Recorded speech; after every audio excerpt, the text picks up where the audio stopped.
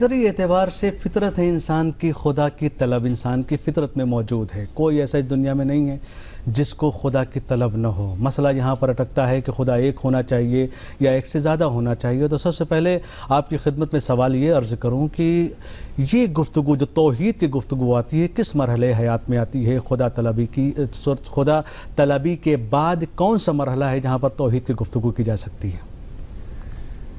جی، بہت ہی اہم سوال ہے توحید ذاتی کے حوالے سے. اس سے پہلے کہ میں اس سوال کا جواب آپ کی خدمت میں پیش کروں، ضروری ہے کہ توحید کا لفظ کیا ہے اور اس کا معنی کیا ہے، اس کے حوالے سے آپ کی خدمت میں کچھ باتیں پیش کروں. جی. توحید وحدہ سے لیا ہے. جی. وحدہ کا مطلب ہوتا ہے، توحید کے لفظ کو وحدہ سے لیا گیا ہے، اور وحدہ کا مطلب ہوتا ہے ایک جاننا یا ایک بنا دینا. جی.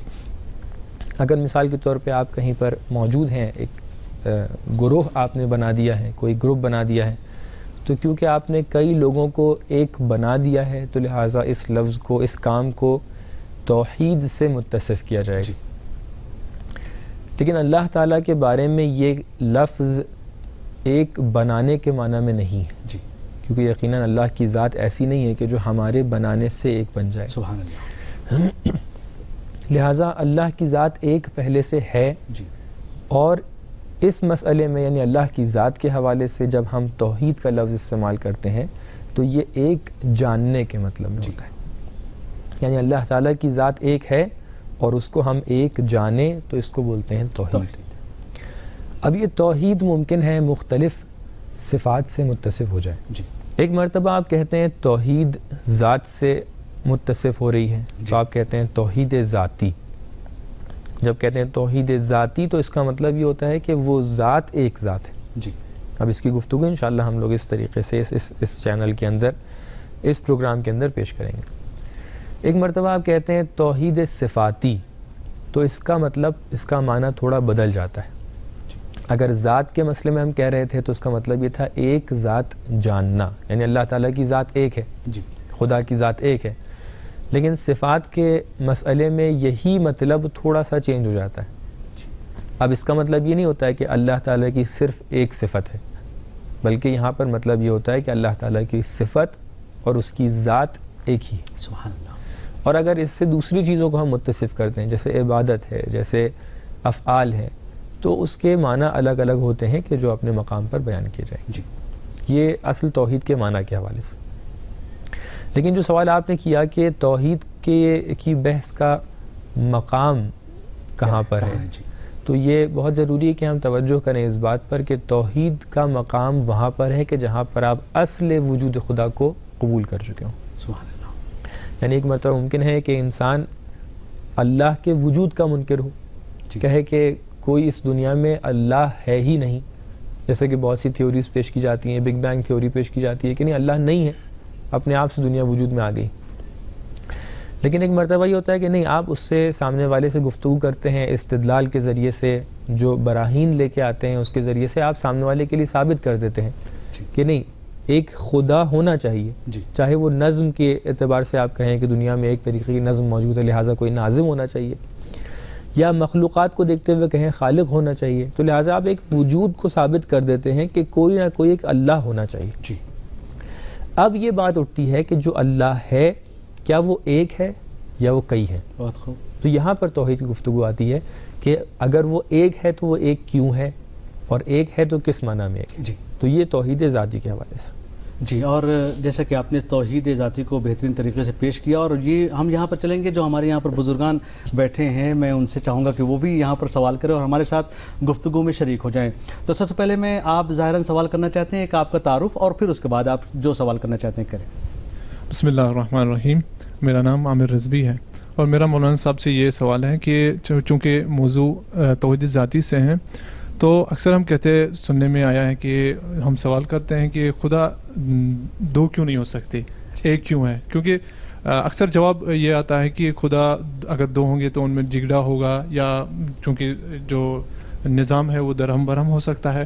کیوں ہم یہ کیوں نہیں کہہ سکتے ہیں کہ وہ آپس میں ایک معاملہ کر لے، وہ آپس میں جھگڑا نہ کرے؟ جی. تو کیوں دو نہیں ہو سکتے؟ جی.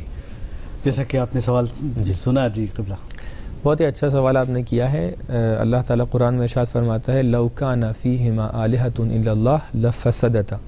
بہت ہی اچھا سوال کیا ہے آپ نے کہ اگر ہم اس طریقے سے کہیں کہ دو اللہ ہوں، دو الہ ہوں اور وہ آپس میں طے کر لیں کہ بھئی لڑائی نہ ہو، کسی ایک خاص کام پہ آپس میں توافق کر لیں، متفق رہیں. اس کے حوالے سے جو دلیل قرآن کے اندر موجود ہے اور جو آیت موجود ہے وہ کیا ہے؟ اللہ تعالیٰ ارشاد فرماتا ہے کہ بسم اللہ الرحمن الرحیم لَوْ كَانَ فِيهِمَا آلِهَةٌ إِلَّا اللَّهُ لَفَسَدَتَا. کہ اگر اس دنیا میں اللہ کے علاوہ، یعنی ایک اللہ کے علاوہ کوئی اور اللہ بھی ہوتا تو اس دنیا میں فساد ایجاد ہو جاتا. اس کو برہان تمانع یا برہان تنازع کے نام سے جانا جاتا ہے. اس کی دو توضیحات، دو وضاحتیں پیش کی جا سکتی ہیں. پہلی وضاحت یا پہلی تبیین یا پہلا ایکسپلینیشن جو ہے وہ وہی ہے جو آپ نے جس کی طرف اشارہ کیا کہ اس دنیا میں اگر دو خدا ہوں گے تو ان کا آپس میں اختلاف ہو جائے گا. ایک کہے گا میں ابھی دن لانا چاہتا ہوں، دوسرا کہے گا نہیں میں ابھی رات لانا چاہ رہا ہوں. تو آپس میں اختلاف ہو جائے گا. ایک ٹائم کے اوپر دن اور رات تو آپس میں نہیں ہو سکتے ہیں. لہٰذا یہاں پر اختلاف و تنازع اور آپس میں مشاجرہ ہو جائے گا، مشکل پیش آ جائے گی. لہٰذا دو خدا نہیں ہو سکتے ہیں. لیکن اس پہ اعتراض وارد ہے، اعتراض ہوتا ہے کہ اگر دو خدا ہوں وہ آپس میں کوآرڈینیٹ کر لیں، کہیں کہ بھئی ہم ایک ہی چیز کے اوپر، اگر تم کہہ رہے ہو اس ٹائم کے اوپر دن رہے گا تو ہم بھی یہی کہیں گے کہ دن رہے. اگر تم کہہ رہے ہو کہ رات رہے تو ہم کہیں گے رات رہے. تو اس کا جواب یہ ہے کہ اس سے پہلے کہ اس کا جواب آپ کے سامنے پیش کروں، ایک مقدمتاً دو چیزیں پیش کرنا بہت ضروری ہیں. پہلی بات یہ ہے کہ اس دنیا میں جو بھی کام ہوتے ہیں اس کے اندر ترجیح بلا مرجح نہیں ہوتی. جی میں کوشش کروں گا الفاظ کو فلسفی الفاظ سے لے کر عوامی الفاظ تک کے پہنچاؤں. ترجیح بلا مرجح کا مطلب کیا ہوتا ہے؟ اس کا مطلب یہ ہوتا ہے کہ اگر کوئی شخص ہے، شخص کی مثال نہیں دیتے ہیں، ایک ترازو کی مثال دیتے ہیں. اگر ایک ترازو کے دو پلے ہیں اور اس پہ کچھ بھی نہ رکھا ہو تو کیا کوئی پلہ خود بخود نیچے آ سکتا ہے؟ نہیں، کبھی بھی ایسا نہیں ہوگا. تو لہٰذا اپنی زندگی میں دیکھتے ہیں کوئی بھی اگر ترازو ہے اور اس کا ایک پلہ نیچے آ رہا ہے تو ضروری ہے کوئی نہ کوئی وزن اس کے اوپر رکھا جائے تبھی وہ نیچے آئے گا، ورنہ وہ آپس میں ایسے ہی برابر رہیں گے. دوسرا مقدمہ یہ ہے کہ وہ رابطہ کہ جو مخلوق اور خالق کے درمیان ہے، یعنی کریٹر اور کریچر کے درمیان ہے، اس کو دیکھنے کی بہت ضرورت ہے. جو صحیح نظریہ ہے یہاں پر وہ یہ ہے کہ اللہ تعالیٰ جب کسی کو خلق کر رہا ہے تو جس چیز کو خلق کرنے جا رہا ہے وہ چیز پہلے سے موجود تو نہیں ہے. خلق الاشیاء من العدم. اللہ تعالیٰ نے ایسی چیزوں کو خلق کیا کہ اس سے پہلے کوئی چیز ویسی موجود نہیں تھی. اب اللہ تعالیٰ اگر انسان خلق کرنے جا رہا ہے تو اس کا مطلب یہ نہیں کہ پہلے سے کوئی چیز موجود ہے اور اس کو وہ انسان بنائے دے رہا ہے. نہیں، انسان ایجاد کر رہا ہے. اگر اللہ تعالیٰ فرشتے کو بنا رہا ہے تو ایسا نہیں کہ کوئی فرشتہ پہلے سے ہے اس کو فرشتہ ہونا اس کو دے رہا ہے. میں آپ سے سوال کروں، یہ بتائیے کیا اللہ تعالیٰ نے پہلے پانی بنایا پھر اس کو گیلا بنایا؟ یعنی پانی ایجاد کیا. کیا اللہ تعالیٰ نے نمک بنایا پھر اس کو کھٹاس یا اس کے اندر نمکین پن دیا؟ یعنی نمک ایجاد کیا، نمک خلق کیا. تو آپ کا جواب ہوگا نہیں، شروعات سے اس نے پانی خلق کیا ہے. اس کے اندر پانی کا گیلا پن جو صفت ہے اس کو الگ سے نہیں رکھا ہے.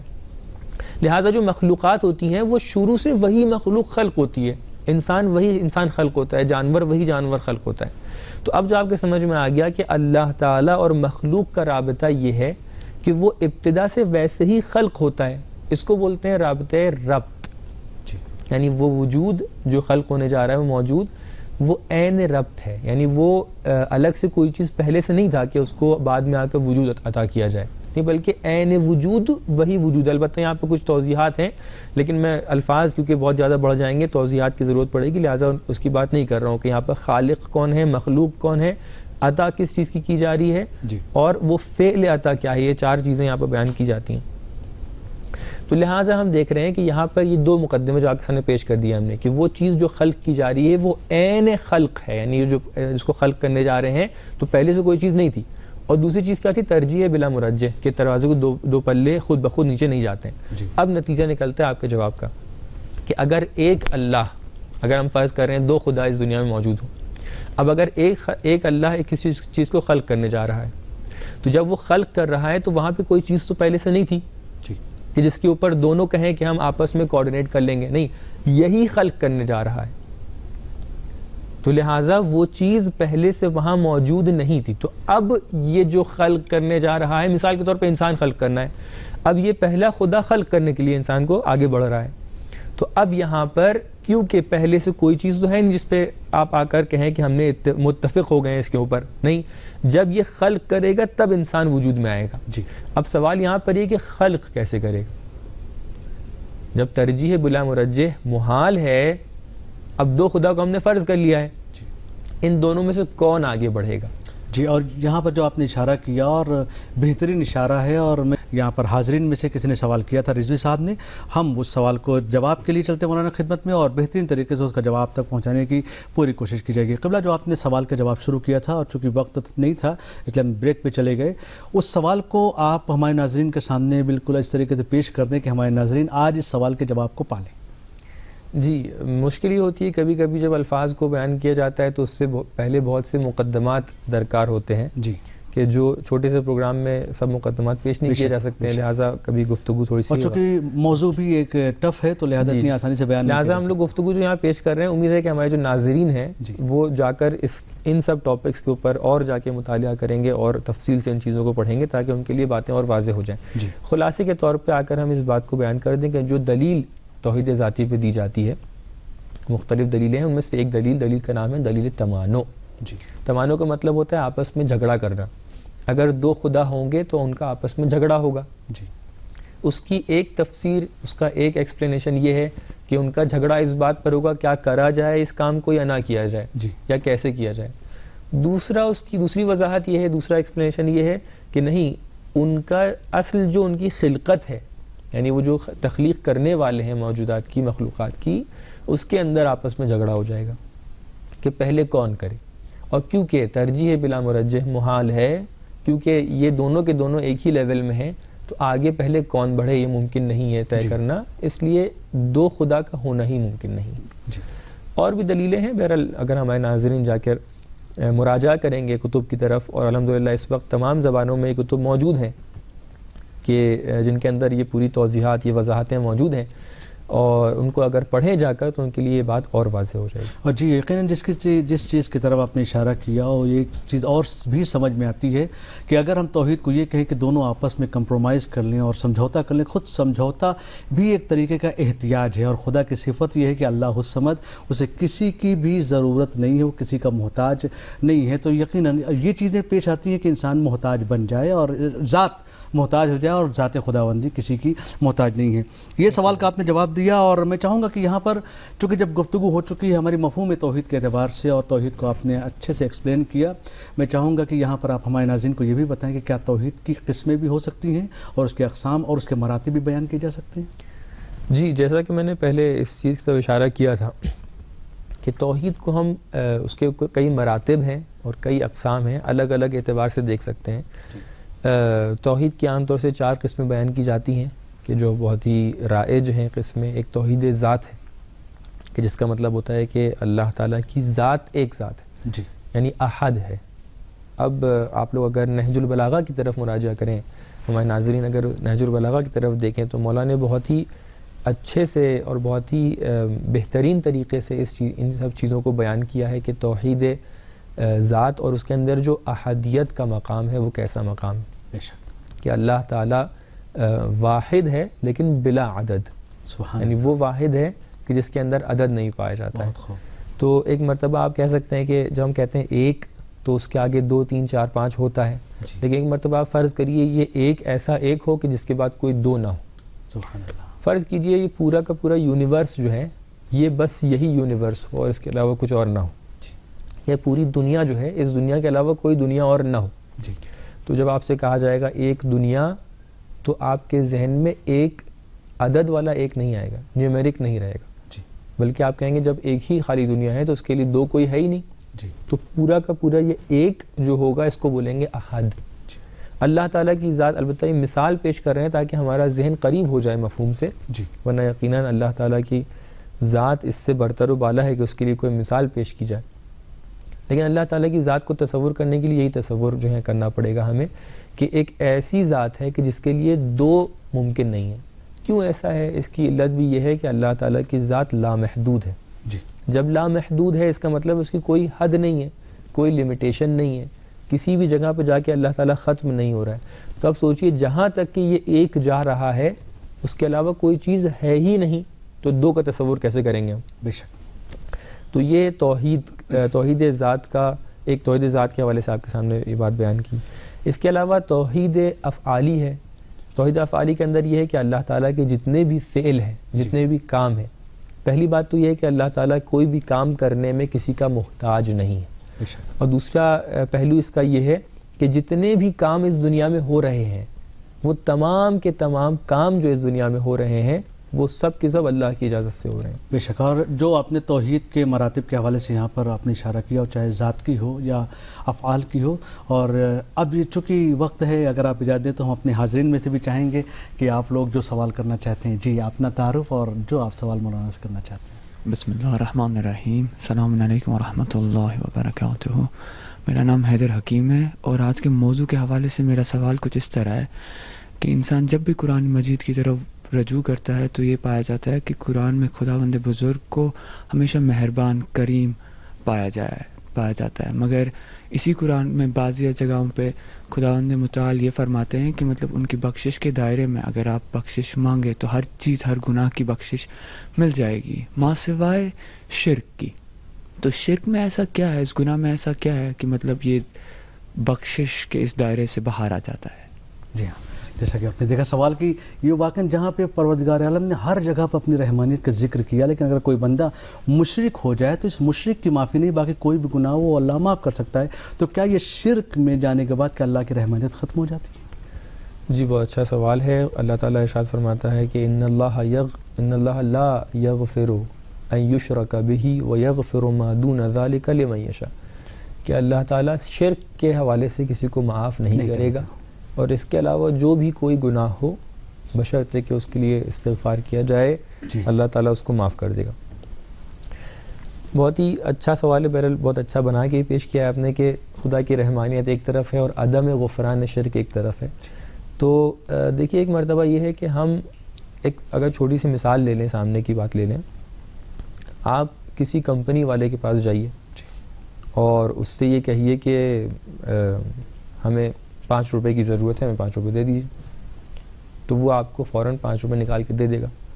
مخصوصاً اگر آپ اس کی تعریف کر دیں کہ بھئی آپ کی کمپنی بہت اچھی ہے, اور مثال کے طور پہ ہم یہاں پہ مینجمنٹ بہت اچھا ہے, یہاں کے جو کام کرنے والے ہیں وہ بہت اچھے ہیں, لیکن ایک دم سے آپ فرض کریے آپ جاتے ہیں اور کہتے ہیں مجھے 5 روپے چاہیے ہیں, لیکن میں آپ کو کمپنی کا CEO مانتا ہی نہیں ہوں, میں آپ کو کمپنی کا مالک مانتا ہی نہیں ہوں. جی, جو خود مالک ہے اسی سے جا کے آپ کہہ رہے ہیں میں آپ کی پوزیشن کو, اس کی مالکیت کا انکار کر دے رہے ہیں کہ آپ مالک ہیں ہی نہیں. یا مثال کے طور پہ اگر اس نے پوری کمپنی خود ہی بنائی ہے, آپ کہیں آپ نے تھوڑی نہ بنائی ہے کمپنی, یہ کمپنی آپ نے اگر بنائی ہے تو میں اس چیز کو نہیں مانتا ہوں, لیکن پھر بھی مجھے 5 روپے دے دیجیے. یا اسی طریقے سے آپ کہیے کہ یہ جو آپ مینجمنٹ کر رہے ہیں, تدبیر کر رہے ہیں, مدبر ہیں آپ, یہ آپ کی تدبیر میں کوئی کمال نہیں چھپا ہوا ہے, لیکن پھر بھی آپ مجھے 5 روپے دے دیجیے. تو آپ انصاف سے بتائیے کہ آج کے زمانے میں کیا کوئی ایسا کام کرے گا کہ ہم اس کمپنی میں جا کر, اسی کمپنی میں جہاں پر وہ بہترین تدبیر دکھا رہا ہے, اسی کمپنی میں جس کو اس نے خود بنایا ہے, اسی کمپنی جس کا وہ خود مالک ہے, جی, آپ اس سے کہیں جا کر کہ میں آپ کی یہ 3 صفتوں کو نہیں مانتا ہوں, لیکن پھر بھی آپ مجھے 5 روپے دے دیجئے, تو کیا وہ دے گا؟ جب ہم جیسے عام انسان اس کام میں آ کر ایسا نہیں کریں گے تو لہٰذا خداوند کے حوالے سے بھی یہی بات صدق کرتی ہے.